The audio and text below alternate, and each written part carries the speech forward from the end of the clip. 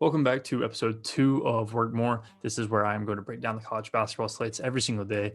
And so yesterday was day number 1. There was a lot of things that we need to change, adjust, and I'm sure there will be more today. But with y'all's DMs, y'all's comments, we are going to make those changes. And I'm excited to keep doing this. It was fun yesterday. So without further ado, let me say first off that these are complete leans. These are my opinion on the game, looking at line value and just some publicly available information. I still have to dig through these games, and my official plays will be posted in the Discord. Short plug to myself, the Discord's link is in the description. It is a private server where I believe we offer the best value in the industry for the price especially. So here's the Discord. I'm going to go through it real quick. If you're on YouTube, if you're not and you're curious about what the Discord is, go to the YouTube video. This is a chat where we can talk basketball all day. We do. And so, for instance, I was about to start this and I saw in the chat that the my gosh, it's late. The UConn game as of 10:43 has been canceled. So that was game 1 on the slate. We just won't go into it. It's been canceled. As well as the official plays, where I would give my pick, my official play, the analysis behind it, and the ticket for it. As well as I post any injury related, COVID related, anything that I find out that isn't public information or is being small or should affect a game in a major way so that you shouldn't bet on it. I'll post them in Basketball Intel or throughout the chat to help you make more informed decisions on your own personal bets. As well as that gets us a lot of good spots and official plays. We can beat injuries. So the Michigan State first game of the year for Michigan State, we actually knew that Eastern Michigan, we're only going to have 8 players, and it wasn't public information until tip. So to bet against a team that only has 8 players, and Vegas doesn't know this yet, is an advantage. We actually lost that one, which is annoying. But the fact that we had that information and we were able to beat that before other people were found out and were able to move the line. At the line we got was 20 and 8, close at 22.5, 23. So happy with it nonetheless. And so that is what the Discord is. That being said, let's get into what this is for. We're going to talk the lines for December 5th. Game number 1, UConn NC State, has been canceled. That's unfortunate, but that leads us to one of the biggest things that we were getting critiqued on is how small I was in the bottom corner. So going to, if I can grab this, make myself bigger. If you want to see me in the corner of your screen through YouTube, get off your Spotify and go to YouTube at the spreadsheet. We're going to change that soon, but that is a whole different topic. We're going to just go on with this. So first game of the day is now going to be the best game of the year so far. Consensus number 1 versus number 2 through Ken Palm, through Bart Torvik. I believe Hassler has Baylor at 6, but Hassler also has Virginia at 2, and Virginia almost lost to Kent State. So this is the 1 versus 2. And if Suggs doesn't play, I would take the points with Baylor.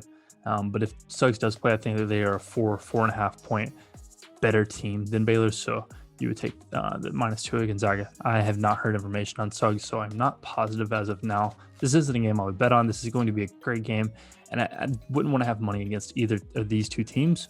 So not something I would bet on. I'm hoping that Baylor wins so that a little piece of value will open up on Gonzaga after a weak game.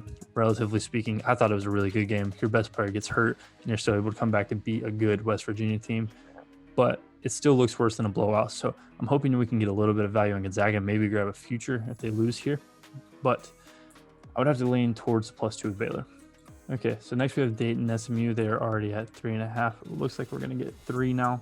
I think 3 is a good number here. It is moving for a reason. Dayton is off of a bad game, and they will be playing at home, I believe.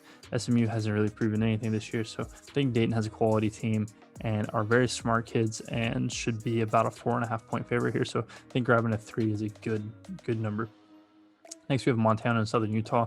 This is one of those weird spots that we talked about yesterday. Had a game, I believe Cal Baptist yesterday was the same thing. So these two teams played each other last game, and Southern Utah edged it out. I think they won by 1 point.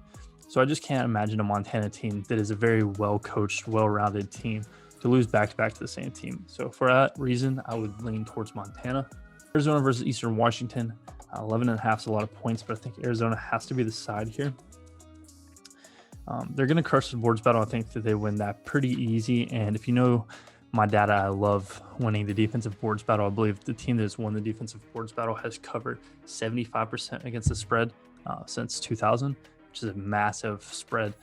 differential. I think you had to win the boards battle by like 3+, but it makes sense. Defensive rebounds travel. Teams that get defensive rebounds get more shots. They get more ability. And I think this is going to turn into a very slow, outpaced, one and done opportunities. Arizona come down and score, and it'll slowly get away. Wouldn't be surprised if this is a close game throughout the start of the game and just slowly get there. Arizona win by like a 14 margin would make pretty good sense here to me.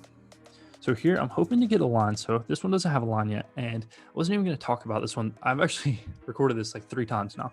I keep messing up. So the first 2 times I didn't talk about this game, but I think George Washington is was going to get undervalued from their Navy loss. They were the much more dominant team. They just were idiots. They missed a putback dunk for the win. He cocked it back instead of just doing a layup for the win. Just stupid things like that made them lose that game. I still feel like we had a bet on George Washington, and they're such a talented team. I still think it was a good bet. And Coppin State, off of a Duke game where they almost did it. They still lost by double digits, but it was 10. It's a good game. So I'm hoping that they are overvalued and we can get an undervalue on George Washington on a really good number. I think 7.5 is too much for a Charleston team that is well coached, well managed, a good basketball team. Furman hasn't proven anything. I don't believe they should be 7.5 point favorites versus Charleston here. 8 would feel much better, but I just think 7.5 is still too much. I actually looked into this game to talk about it because the spread was, the total was really low. It was like 130.5, 131, I believe. But my gosh, these 2 teams suck. I don't have a single opinion, but if I was to throw a dart, I would throw it at Lamar. Getting points versus 2 awful teams, it doesn't hurt. So this one is one that I actually don't think we're going to be able to get on time. I liked Eastern Illinois a lot. They've looked good versus some very good teams. And Green Bay just put up 42 versus Wisconsin. They have looked very bad. I wanted to get 6 though. I really wanted 5, but that was not available for me. I don't believe my book even has 6 yet. So it's looking like by the morning it's going to be 6.5, maybe even 7, which 7 is a number that I'm not going to play on this game. But I think if you can get 6 or somehow get lower than 6, I don't see that happening, but I think that's a good spot for this game. Omaha's a good team, but I don't know enough about this matchup to talk about it. Here, I really like Wright State. I think Wright State's a good basketball team, and they just played Marshall, and they were up 13 at one point, and they ended up losing by 20. So off of a pretty embarrassing game that makes them look a lot worse than they are. Getting 5 or laying 5, I think is a good number here. They have Love down low, who is an absolute beast. I know he had 25 and 25 in a game last year, I believe. He's just a beast. So to back a team that is very smart and physical, I would take Wright State here at 5. I think that's a good number. Hofstra -9, I believe their offense is still undervalued. They've shot pretty bad the last few games. I think that they had like 71, 72, and like 58 versus Rutgers. So they shot very bad, and they have the potential to score much more than that. So I would take Hofstra at 9 here. I believe my notes said that the number that I would want to play Hofstra is 8. 9 is still a bit much, but I don't see it getting to 8. 9 is -115. So if I had to take a lean at the number right now, I would say Hofstra. But here, if there's any way that you were putting money, your own real life cash on Chicago State, I would recommend you stop. I'm not even going to go into more detail. If you're putting real life money on Chicago State to cover any spread, quit. Just do not do that, please. It'll be a much more profitable situation.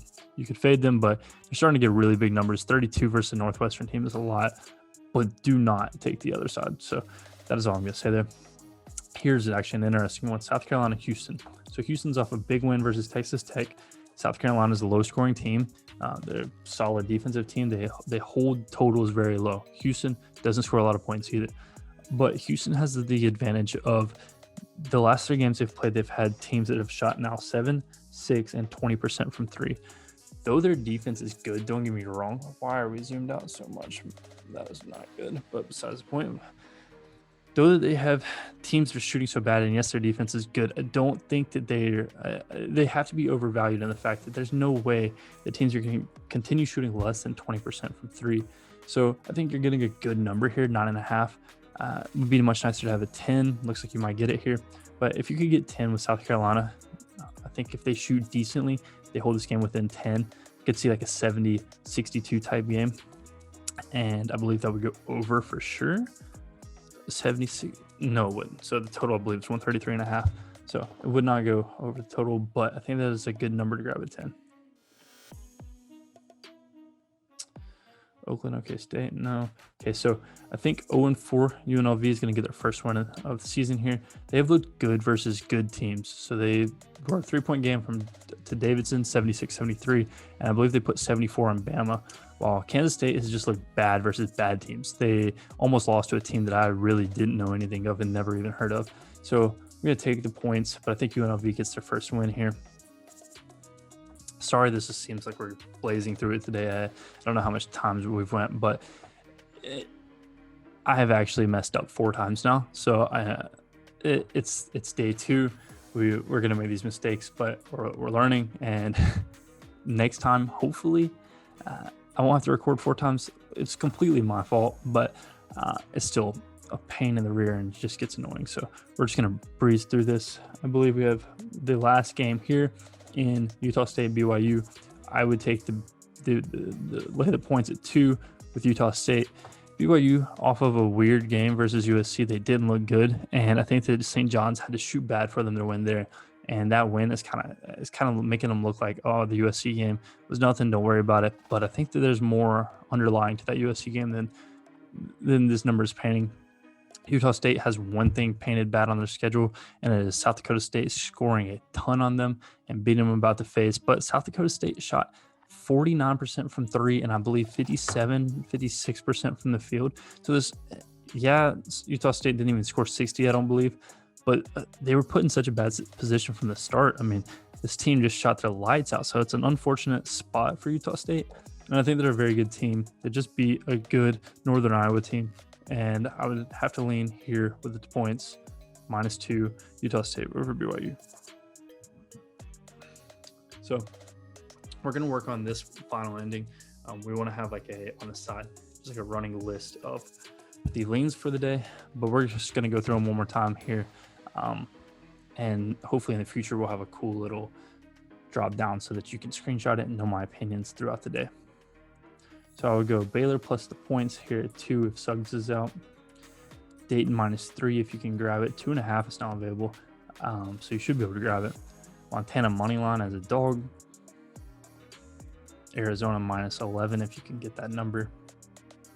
George Washington, I'm hoping for a good number here, but not going to make any opinions. Charleston +8 if you can get it. It seems like it might not be available, but 7.5 is a good number. I think 8 would be a much better number to sit on. Eastern Illinois, if you can grab 6, doesn't look like that's going to happen. Wright State -5, Hofstra -9. Stay away from Chicago State. Never bet Chicago State. South Carolina +10 if you can get a 10. And UNLV money line getting a 1.5. If you can grab 2 points at regular juice, not 115, probably take 2 points. But I think UNLV does get their first win here.